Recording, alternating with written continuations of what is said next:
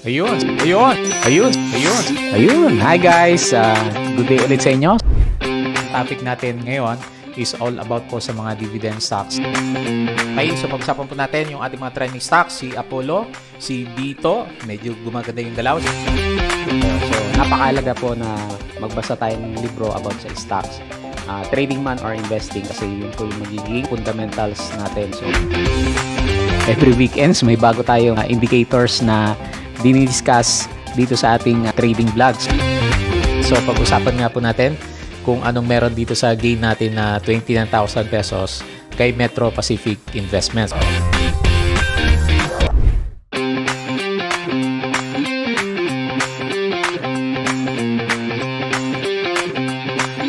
Ayun, so meron tayong magandang intro galing kay 2Trade Asia. Ayan, so officially partnership tayo kay 2Trade Asia natin dito sa ating broker at saka dito sa mga charting sessions po natin dito po sa ating stock trendings review naman. Ayan, so medyo absent tayo for the last few days dito sa ating market. Kahit yung port ko hindi ko masyadong nakikita kasi nga medyo busy tayo sa work. So anyway, nagkaroon tayo ng time ngayon. So review natin yung ating mga trending stocks. Ayan. So hindi pa rin maganda yung galawan. Akala ko magbabounce siya dun sa ating Friday closing pero hindi siya natuloy. Nag-drop ulit itong si PSEI natin. And then nandito nga sa baba nung nilalagay natin ng support na 6,377. So medyo mahina pa rin. Mahina talaga guys. Ramdam nyo naman. Yung mga pumipitik na stocks is bumabalik din yung kanilang galawan. Maliban siguro kay Ever. So parang forever ang galawan na ito. At yun nga, kasi nga po, net foreign selling pa rin tayo hanggang sa ngayon naman. So mamaya silipin natin kung gaano kalaki yung mga foreigners po na lumabas dito po sa ating stock market. Okay, so review natin yung mga trending stocks natin. So nangunguna si ACN kasi medyo nakakabawi siya mula dun sa pagbagsak ng kanyang prices nung ma-announce yung date ng offer period ng kanyang FOO. So mamaya pag-usapan natin to. Si PHA, so merong mga bulong-bulungan dyan tungkol sa Infinity Hub website natin kasi merong mga ino-offer na yata na crypto doon. Si dito natin, so hindi pa rin gumagalaw. DDMPR, so ano kayong nangyari dito at patuloy na bumabagsak. Si Ever, so forever umakit yung price action. Apollo, medyo mahina. And then si LC, nag-profit taking yata kanina. Itong mining sector naman natin sa kanya. And then pag-usapan po natin itong si PSEI index naman natin. So, ayan. So, guys, as usual, disclaimer tayo. So, yung ginagawa po natin dito is nag-aaral lang tayo dito sa ating stock market. Siyempre, in partnership with 2Trade Asia. At yun nga, ano lang siya, study lang dito sa ating market. So, yung decision ng pag-buy, pag-sell, or pag-hold po sa mga stocks natin is depende pa rin po sa inyo kasi meron tayong risk. Kaya nga nag-aaral tayo para alam natin kung yung pinapasok natin yung stocks is medyo delikado na ba or pwede natin siyang i-long term kasi nga maganda naman yung kanyang fundamentals naman. Okay po. So as usual, dun sa mga bago dito sa ating trading channel, so wag mong kalimutang i-subscribe yung ating Palabi Trader na YouTube channel and then tignan mo na lang po yung mga pinopost natin, yung ating mga daily upload sa kanya, yung ating mga company reviews, although medyo hindi na tayo updated sa ngayon, i-update po natin yan, yung ating mga profit or loss section, technical indicators kung bago ka talaga guys. So makakatulong po sa inyo yan. And then yung ating risk management naman sa kanya. And then yung upcoming na hindi ko pa rin na-update, no? Yung upcoming na channel natin, Palawi Trader na crypto channel. So, subscribe ka lang guys. So, anytime, siguro starting next week, magbablog na tayo dito sa ating crypto channel naman. So, abangan mo po yan.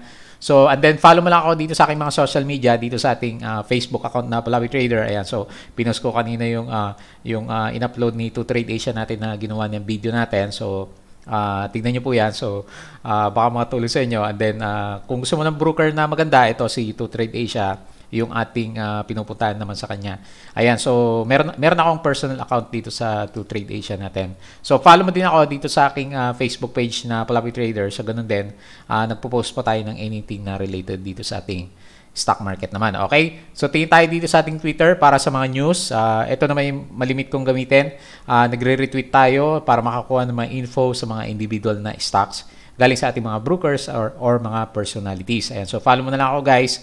So, medyo late na yung upload ko dito sa kanya, April 29, and then ito yung promotional video naman ni 2Trade natin. So maganda yung trading platform ni 2Trade Asia. So kung nakita nyo yung mga videos ko dito, so siya yung ginagamit ko sa charting. So meron din siyang personal charting niya. And then ang maganda sa feature ng kanyang portfolio, yung pag-buy sa sell, meron siya mga conditional settings. So hindi kagaya ni call, matagal akong call user.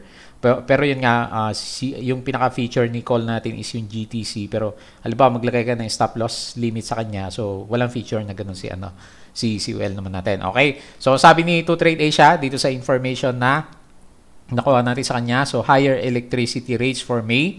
So mainit kasi sa Pilipinas ngayon, no? So April papuntang May. So summer na nga po. Ang daming naliligo diyan sa Manila Bay natin. So sabi pa ni 2Trade Asia, Supreme Court favored MER on franchise tax case. Ayan, so mukhang maganda to, ha. So may makukuha ang pera yata itong si MER natin. Sabi naman ni First Metro, SEC 1.46% disclosed that its cement projects will be put on hold. So not so good news pala to, ha. Due to pandemic naman. So nag-slow down itong si SEC. Repatriation of Filipinos in India supported. So ito yung sinasabi ko madalas nung nakarang vlog natin, guys, diba? So sobrang dami po ng cases sa India. So halos 500,000 per day, and then yung namamatay doon is 3,000 to 4,000 per day naman. So sinusunog na lang sa labas ng bakuran yung mga namamatay doon. So ingat po tayo sa COVID, ha. So sabi ng 2Trade Asia, dito further widen coverage. Dito, Telecom made its services available to 15 more towns and cities nationwide. This includes among others Plaridel and Bulacan. Ayan, so papuntang Luzon. Itong si dito natin, pero yung price action, hindi pa rin natin siya masyadong ramdam. Tingnan mo si DA Market Securities, nandito na rin sa crypto natin.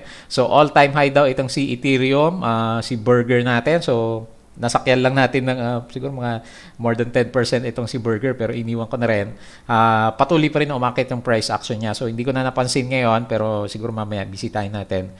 Uni USDT, so 4.10%. Ayan. So kasi malaki kasi yung opportunity dito sa sa crypto, especially medyo mahina si PSE. Kaya napupuntahan dito yung ibang traders. So kung hindi nyo pa napuntahan, kung dugong trader ka, so yun yung magandang labanan doon sa ating crypto trading naman, kasi nga magalaw po yung kanilang mga prices. So sabi nito Trade Asia, Emerald Bay soft launch before end of 2021. PHR aims to do a soft opening for Emerald Bay. Ayan, so good news sa PHR natin. So gumalo kayang price action niya.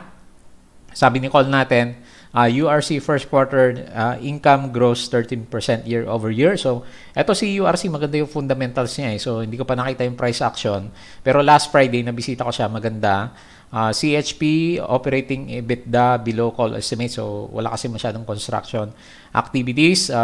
Metrobank net income up 27.1%. So, hindi natin alam kung gaano kalaki yan as compared last time. And then ito, may magandang news tayo. President Duterte receives his first dose of COVID-19, pero hindi Sinovac, kundi Sinopharm po yung kinuha ni President Duterte naman. So wala pa tayong emergency use daw nitong si Sinopharm, so hindi natin alam kung gaano kalaki yung efficacy rate nitong si si Sinopharm naman natin. Okay, so yun po yung ating mga nakita na retweet the news for this day naman. So yung ating Patreon, guys, so bukas na pala to. So kung napansin nyo, meron ng mga slots na available po dyan. So kung gusto nyo po mag-avail dito sa ating Patreon, so kung konting lectures or community ng mga traders na kasama natin, or kung medyo may nakakagulo sa'yo sa stock market or crypto, so ayan, pwede kang sumali dito sa ating Patreon. And then, yun nga, may mga sessions po tayo na ginagawa naman dito. Ayan, so tingnan mo na lang kung meron kang gusto na level or pwede akong makatulong sa'yo. So bisitahin mo po yung ating Patreon naman. Okay po, so tingin tayo sa ating 2Trade Asia para makita natin yung overall na index po natin. So ito nga, hindi siya masyadong gumalaw, or rather nag-loss pa nga tayo. So nag-close tayo 6,369.28 at nag-loss siya ng negative 0.0250%. So okay siya ng umaga, eh. So nabisita ko pa ng umaga, pero makita mo dito, last minute nagbagsakan yung ating mga indices, si finance, industrials, holding property, binagsak nila, kasama na rin yung ating mining. Pero winner of the day pa rin natin ulit itong si mining natin, kasi may mga stocks yan na nagpapatuloy na umakyat po yung price action. Si finance, Metrobank yata yung maganda dito. Meron siya dito. 2.27%. Si holdings natin is 0.32% naman. So anyway, ang hindi lang maganda talaga dito sa overall na performance ng ating index, guys. Ito talaga si si net foreign natin negative 400 million. So umalis pa rin. Kaya nga yung chart natin sa kanya, kung titignan mo, hirap na hirap pa rin sa pag-recover yung ating index. Akala ko nga tatalon siya pabalik kasi nung mag-close tayo last Friday, in-exaggerate yung pagbagsak ng mga blue chips, diba? So nag-rebound naman siya nung opening, pero pagdating ng closing, yun na nga, nag-profit taking na yung mga kasama natin dito kasi nga mahina talaga yung ating market. So selected lang po yung mga stocks na nakita natin na gumagalaw naman yung kanilang mga price action. Ayan. So tingnan natin itong ating PSEI. So ganun nga, downtrend pa rin. So makita mo yung iniiwan natin ng mga guhit sa kanya, nagre-resist pa rin siya. So yung inakala natin na magre-retest ulit dito sa 6,600, mukhang matagal pa.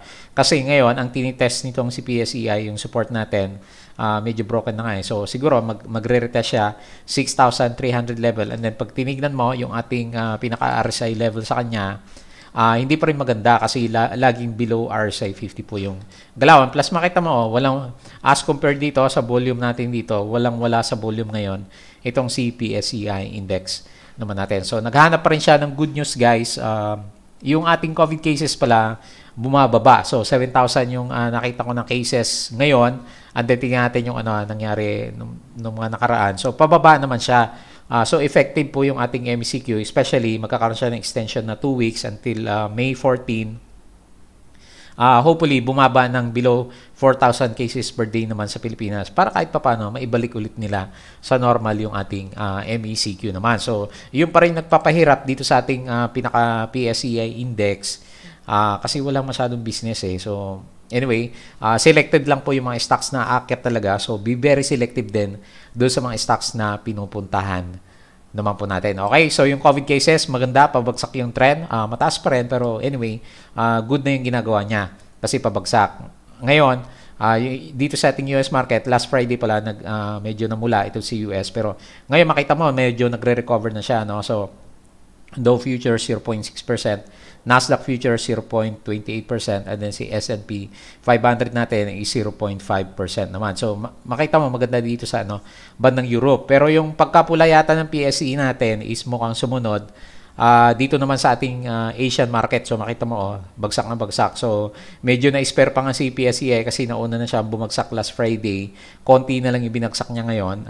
Makita mo overall naman is weak talaga dito sa bandang Asia naman natin. So wala tayong iba nakitang news sa kanya kung bakit bumabagsak dito sa ASEAN market. So most likely profit taking lang yung nangyari sa kanya.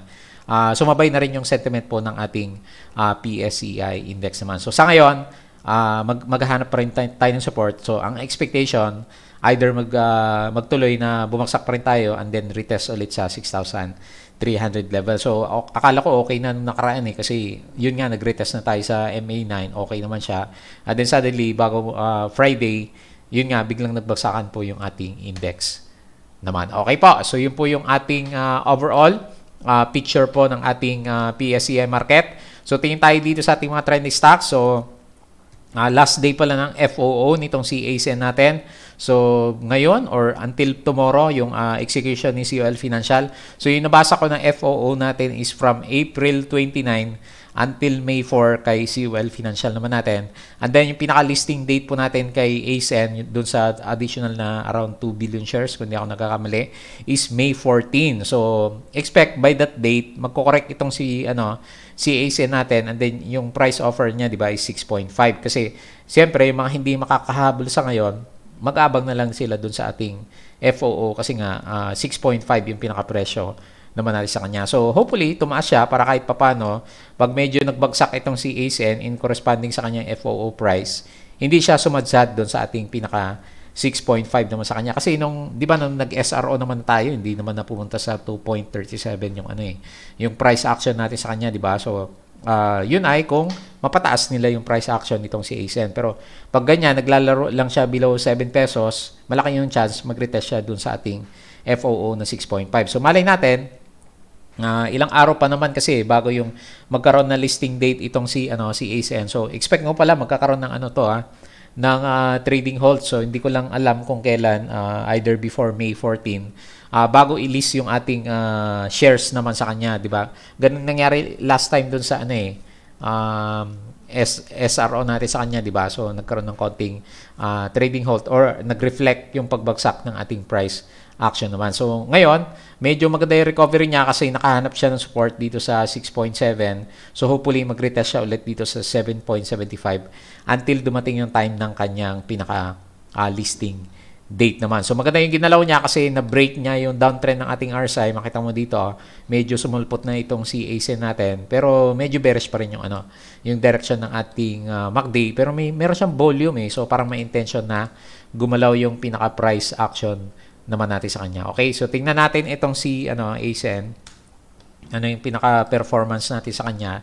So meron siyang gain na 2.79%. So okay yan. And then medyo malaki po yung medyo malaki yung foreign buying, 97 million. So lakas pala ng ng buying dito ngayon kay ASIN natin. So yun nga lang kasi mabigat na talaga itong si ASIN. Kasi 'di ba ilang billion yung yung pinaka overall na bigat na po nitong si AC Energy naman natin. So ang pinaka-seller natin is Maybank, hindi si Cole ang gumagalaw. Ang buyer natin is si Regis saka si Maybank. So mga foreigners yata to. So sumasalo po yung ating mga foreigners. So malamang merong tendency itong si ASIN natin. Baka pataasin yung price action niya bago dumating yung ating listing date naman sa kanya. Okay? So congrats dun sa mga hindi na shake out at medyo nasa recovery period na po itong si ASIN naman natin. Okay? So next pa natin si PHA. So meron niya itong bulong-bulungan dito kay PHA natin So ang nakita kong pinopost dyan sa Instagrams po natin is yung Infinity Hub na website natin kung saan meron na mga crypto na nakalista doon. Diba dati may partnership itong si PHA kay Infinity Hub natin. So kaya naman nung opening siya, medyo maganda. Pero nag-profit taking din So anyway, tignan natin bukas. Tignan natin sa 5 minute ang nangyari sa kanya. Ayan makita mo dito, medyo pinitik siya ng umaga. Kung ito yung pinaka-opening natin sa kanya. So makat siya ng 4%. So tumaas siya. Pero alam ko mga 6% yung more than 6% yung inakyat nito mula sa kanyang previous opening. Hindi kasi makita dito sa chart, isang araw lang kasi pinapakita dito sa ating 5-minute candle. Pero makita mo, nag-recover naman siya after magkaroon ng profit taking and then nag-stay dito sa bandang taas si PHA. Tingnan natin yung kung ilang percent yung pinaka-gain natin sa kanya. So tingnan natin dito sa ating stock info. So 3.81%, ang buyer natin is si Cole, laki 53%. And then yung ating seller is si CUL Financial din naman siya. Ayan, so meron tayo net foreign selling negative 2.3 million, so hindi naman ganoon kalaki. So hindi masyado maka-apekto sa price action nitong si PHA. So meron na siyang siguro meron nag-start na mag-accumulate pero hindi pa masyadong convincing yung volume natin kasi isang araw pa lang naman. Pero at least kahit papaano, meron kang tinitingnan na konting trend dito sa kanyang RSI. Pero ano pa rin siya parang sideways pa rin yung yung pinapakita ng kanyang RSI level naman. Nagkaroon lang siya ng higher low after ng magandang galaw natin. Pero very, very sideways pa rin po yung RSI movement naman natin sa kanya. So, resistance is 2.4. Yung, alam ko, ito yung 2.4 natin last time or 2.45. And then, yung pinaka-support po natin is dito sa around 2 pesos naman itong si PHA. So, overall picture ang titignan mo sa kanya, super sideways po itong si PHA naman natin. So, hopefully, yung mga pinopost dyan about kay Infinity Hub is makatulong sa sentiment po dito kay PHA naman natin. Okay? So, next po natin si dito. So, walang masyadong galawan kay dito natin. Actually, medyo parang pabagsak yung yung direction ni dito natin. So, continuous yung pagbagsak ng mga candles natin. Ang buyer natin is si Cole. 29.53% and then ang seller, laki ng seller si Cole natin, 56.44%. So, meron siyang loss, negative 1.29%. So, net foreign is 417,000. So, hindi naman ganun kalaki. Pero makita mo, medyo hindi maganda talaga yung, yung price action nitong si dito natin. So, bukod sa bearish, yung pinaka-RSI natin sa kanya kasi nagka-curve down yung direction and then yung MACD is hindi rin gumagalaw. Actually, hindi maganda yung pinapakita ng price action natin sa kanya. So, anyway, nasa support level pa rin naman siya. Pero descending triangle. So, ang tendency kasi niyan, pag magbagsak dito or mag-breakdown dito sa support natin at around 10 pesos, so ang next support mo is nasa 9 pesos na.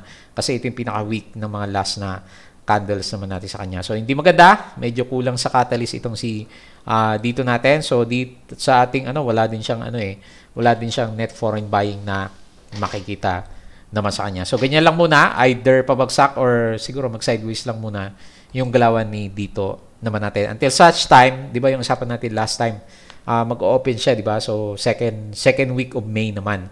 Diyan po sa bandang Metro Manila naman natin. Okay? So next natin si DDMPR. So naghanap na ako ng news kanina sa kanya. Wala naman ako makitang negative news dito kay DDMPR natin. So maliban na lang kung hindi maganda yung earnings niya, di ba? So nag-loss siya, negative 4.33%. Net foreign natin is actually positive siya, 9 million. So ang pinaka-seller is si FYAP, 47.82%, and then si Call naman yung pinaka buyer naman natin sa kanya. Ayan. So tingin tayo sa kanyang chart. So parang hindi maganda yung pinapakita ng chart ni DDMPR. So nagkakaroon siya ng all-time low itong si DDMPR natin. So mukhang nasi-shake out muna itong si DDMPR kasi ang laki ng ang laki na ng binagsak niya simula ng IPO dun sa pinaka-peak niya. Nasa 17% na. So sabi nga nila, talagang mapapa-long term ka dito kay DDMPR kasi nga napaka-bearish naman ng ng direction ng kanyang mga kandila. Ayan. So, and then suddenly ngayong araw na to, ang laki ng binagsak ng kanyang di ba?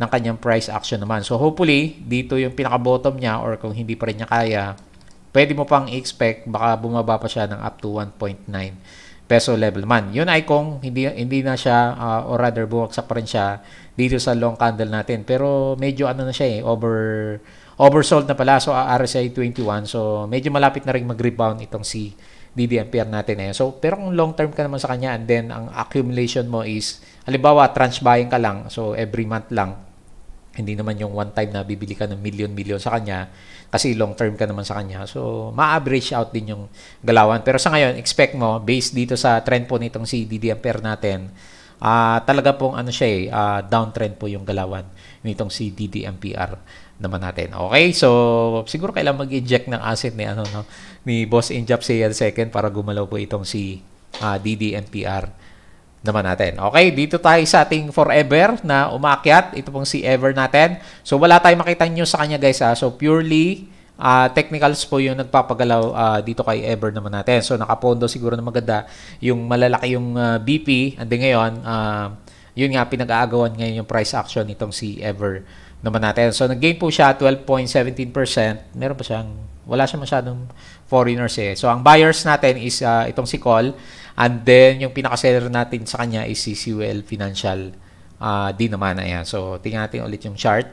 So, maganda yung galawan ni Ever natin. So, naghahanap ako ng ipa-plot sa kanya kanina. And then, ang pinaka-madali is itong si extended Fibonacci naman natin. Kasi makita mo, pag ginuhit ko siya, yung previous na pinaka-resistance niya, saan ba ako nagpa-plot kanina? Dito yata sa bandang taas. Ayan.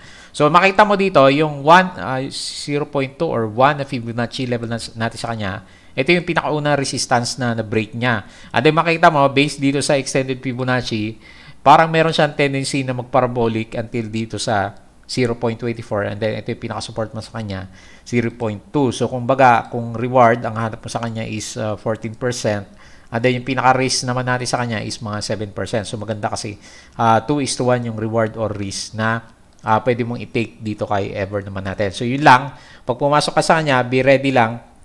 Kasi nga, wala tayong makita masyado sa fundamentals ng galawan nitong si Ever, kundi price action or technical yung pinakagalawan naman natin sa kanya. So, marami nakapondo na maganda. So ngayon, maraming follow-up na mga buying sa kanya. So, wala pa tayong masyado makita malaking selling So, siguro ito yung pinakamalaki, pero tingnan mo naman yung buying natin sa kanya.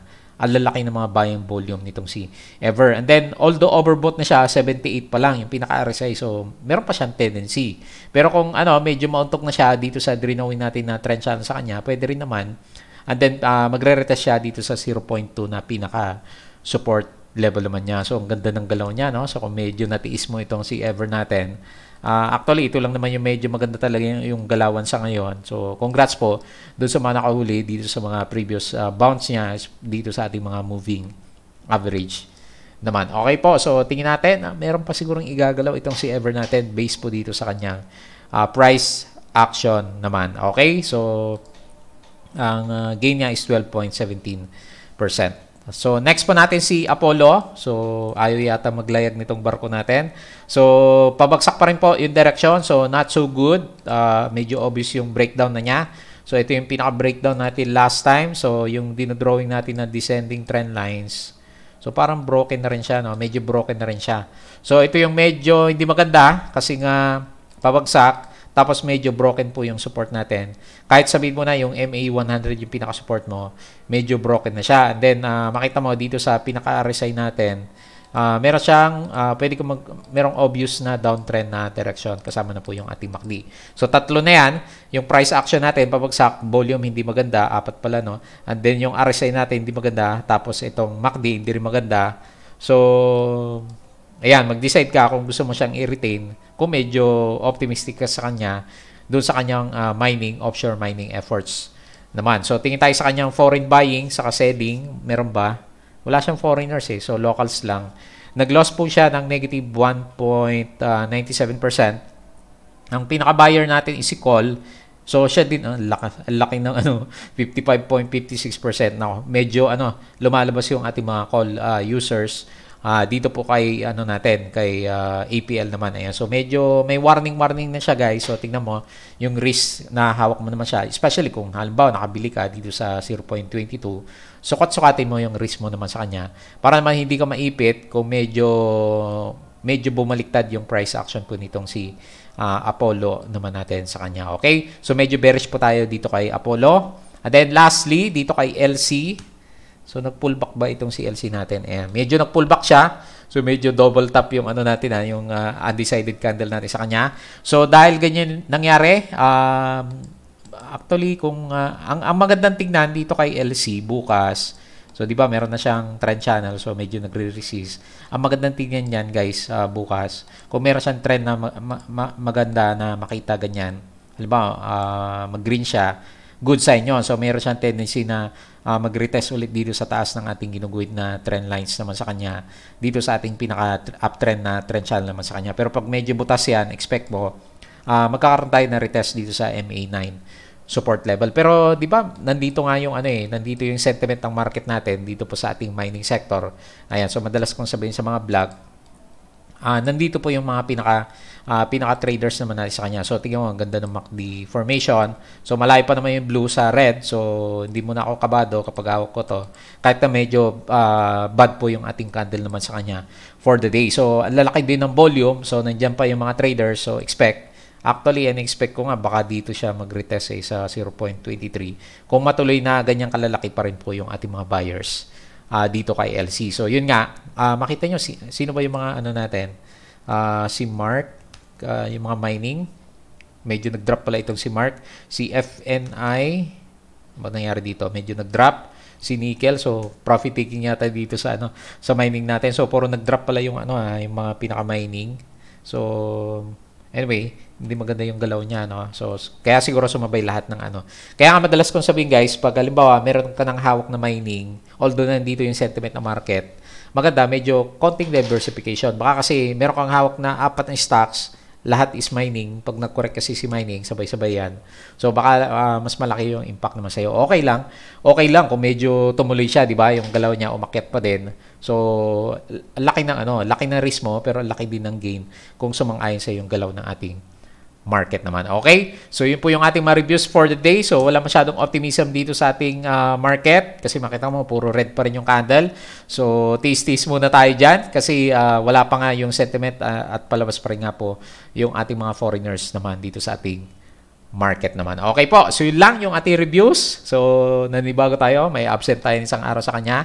So, as usual, guys, don't forget to subscribe dito po sa ating Palabi Trader na YouTube channel. And then, yung crypto natin, guys, so follow mo lang. So, darating yung time, mag-upload din tayo sa kanya. Yung ating Twitter, yung ating Patreon. So bukas na po doon sa mga gustong matuto kasama natin or gusto nating makasama mag-trade.